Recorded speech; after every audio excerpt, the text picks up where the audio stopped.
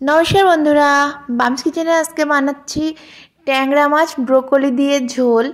তো এখানে ট্যাংরা মাছ নিয়ে আসা হয়েছে আর এগুলোকে দোকান থেকেই কেটে আনা হয়েছিল আর বাড়িতে এনে ভালো করে ধুয়ে পরিষ্কার করে নেওয়া হচ্ছে। আর এখন এর মধ্যে লবণ আর হলুদ গুঁড়ো মাখিয়ে নেওয়া হচ্ছে মাছগুলোতে ভাজার জন্যে। তো লবণ আর হলুদ দিয়ে কিন্তু বেশ ভালো করে মেখে নিয়ে খানিকক্ষণ রেখে দেওয়া হবে। আর এদিকে ব্রোকলিটাও কেটে নিয়েছি আর কেটে এটাকে ধুয়ে পরিষ্কার করে আর কি রান্নার জন্য রেডি করে নিয়েছি। এবার আর কি মাছটা প্রথমে ভেজে নিতে হবে। তো গ্যাসে কড়াই বসিয়ে দিই, কড়াইতে দিয়ে দিলাম কিছুটা সর্ষের তেল। আর তেলটা গরম হয়ে গেছে, এখন কিন্তু ট্যাংরা মাছগুলো দিয়ে দেওয়া হলো। আস্তে আস্তে কিন্তু ভাজতে হবে এইগুলো, আর একটু চাপা দিয়ে ভাজবেন, কারণ ট্যাংরা মাছের চামড়া কিন্তু ফুটে কিন্তু তেলটা আর কি গায়ে লাগতে পারে। সেজন্যে যখন ট্যাংরা মাছ কেউ ভাজবে তখন কিন্তু চাপা দিয়ে দিয়ে ভাজাই উচিত।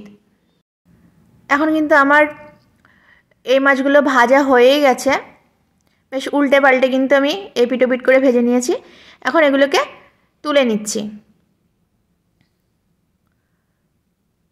শীতকালে ট্যাংরা মাছ দিয়ে ফুলকপি দিয়ে রান্না হয়, তো আমরা আজকে একটু ব্রোকলি দিয়ে রান্না করছি।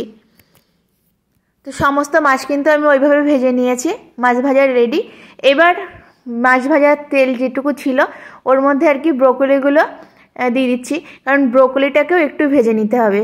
সেজন্য ব্রোকলিটা ওই মাছ ভাজার তেলের মধ্যেই দিয়ে দিলাম আর বেশ খানিকক্ষণ নাড়াচাড়া করে ভেজে নিয়ে কিন্তু এগুলোকে তুলে রেখে দেবো এখন। তো ব্রোকলি কিন্তু বেশিক্ষণ ভাজার দরকার নেই, মোটামুটি একটু রং চলে আসলেই আর কি এটাকে নামিয়ে দেওয়া হলো। তো ব্রোকলিটা ভাজতে গিয়ে সব তেল শেষ হয়ে গেছে, তো সেই জন্য আর একটু তেল অ্যাড করে দিলাম। দিয়ে এর মধ্যে দিয়ে দিচ্ছি 1/2 চামচ পরিমাণ গোটা জিরে ফোড়ন। এবার ফোড়নটা একটু ভাজা হয়ে গেল, এবার এর মধ্যে দিচ্ছি আগে থেকে কেটে রাখা আলুর টুকরো। মানে মেনলি আলু আর ব্রোকলি দিয়ে আজকে রান্নাটা হচ্ছে। তো আলুটা কিন্তু এখন খানিকক্ষণ ভেজে নিতে হবে। তা আলুটা বেশ একটু লাল লাল হয়ে গেছে, এবার এর মধ্যে অ্যাড করে দেওয়া হচ্ছে আগে থেকেই কুচিয়ে রাখা পেঁয়াজ। এবার পেঁয়াজটা দিয়ে একটু ভেজে নিতে হবে। তো পেঁয়াজটা দিয়ে একটু সময় ভেজে নেওয়া হয়েছে, এবার এর মধ্যে অ্যাড করে দিচ্ছি আগে থেকে চিড়ে রাখা কাঁচা লঙ্কা। ঝালটা কিন্তু অবশ্যই নিজেদের স্বাদ অনুযায়ী দেবেন। আর দিয়ে দেওয়া হচ্ছে আদা বাটা, এখানে 1/2 চামচ পরিমাণ আদা বাটা দিয়ে দিলাম। এবার ওই আদা আর যাতে কাঁচা গন্ধটা না থাকে সেজন্য কিন্তু খানিকক্ষণ ভেজে নিয়ে দিয়ে দেওয়া হলো স্বাদ অনুযায়ী লবণ আর পরিমাণ মতো হলুদ গুঁড়ো। এর সাথে দিয়ে দেওয়া হচ্ছে এখন 1 চামচ পরিমাণ জিরে গুঁড়ো, 1 চামচ পরিমাণ ধনে গুঁড়োটা 1 চামচের একটু বেশি দেওয়া হলো। আর দিয়ে দেওয়া হচ্ছে 1/2 চামচ পরিমাণ গোলমরিচ গুঁড়ো।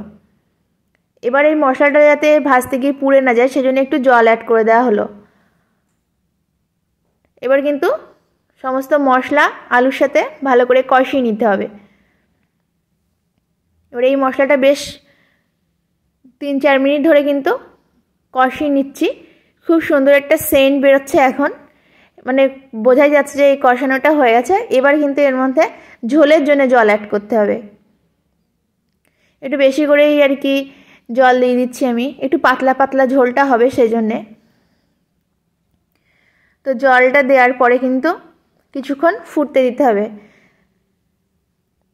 এখন দেখুন ঝোলটা কিন্তু ফুটে উঠেছে, আর কিছুক্ষণ ফুটিয়ে নিচ্ছি তার কারণ আলুটা সেদ্ধ হতে দেরি হয়, ওই জন্য আলুটা যাতে আগে আগে সেদ্ধ হয়ে যায় সেজন্যে কিছুক্ষণ ফুটিয়ে নিচ্ছি হাই ফ্লেমে। এখন কিন্তু আলুটা মোটামুটি 70% সেদ্ধ হয়ে গেছে। এবার আগে থেকে ভেজে রাখা সেই ব্রোকলিটা এর মধ্যে অ্যাড করে দিলাম, কারণ ব্রোকলিটা তাড়াতাড়ি সেদ্ধ হয়ে যায়, আলুটা তো সেদ্ধ হতে দেরি হয়, সেজন্য আলুটাকে একটু সেদ্ধ করে নেওয়া হয়েছে আগে। এখন এর মধ্যে অ্যাড করে দেওয়া হলো আগে থেকে ভেজে রাখা মাছগুলো। এবার ব্রোকলি আর মাছ দিয়ে আরও কিন্তু কিছুক্ষণ আমি ফুটিয়ে নেব। যাতে সমস্ত আর কি ব্রোকলি, আলু আর মাছটাও যাতে একটু ঝোলের মধ্যে থেকে মজে যায়, সেজন্যে আরও কিন্তু মিনিট 10 আমি ফুটিয়ে নেব। এখন কিন্তু এটা প্রায় রেডি হয়ে আছে। তো নামানোর আগে একটু মানে গরম মশলা দিয়ে দেবো, যাতে সেন্টটা আরও ভালো আসে ঝোলের, সেজন্যে। বেশ সুন্দর সেদ্ধ হয়ে গেছে, সুন্দর এমনিতে একটা খুব সুন্দর সেন্ট বেরোচ্ছে, আর তার সাথে অ্যাড করে দেওয়া হচ্ছে এখন গরম মশলা গুঁড়ো, মানে ঝোলটার স্বাদ আরও বেড়ে গেল। আর এই রেসিপিটা যদি আপনাদের ভালো লাগে অবশ্যই কিন্তু আমাকে কমেন্ট করে জানাবেন। আর এটা কিন্তু সত্যি খুব ভালো লাগে খেতে এই প্রসেসে মাছ রান্না করলে। তো আমার রান্নাটা কমপ্লিট। এখন এটা গরম গরম ভাতের সাথে আর কি মাছের ঝোল আর ভাত পরিবেশন করা হবে। তো আমার রেসিপিটা রেডি। আপনারা এই প্রসেসে কিন্তু বাড়িতে একবার ট্রাই করবেন।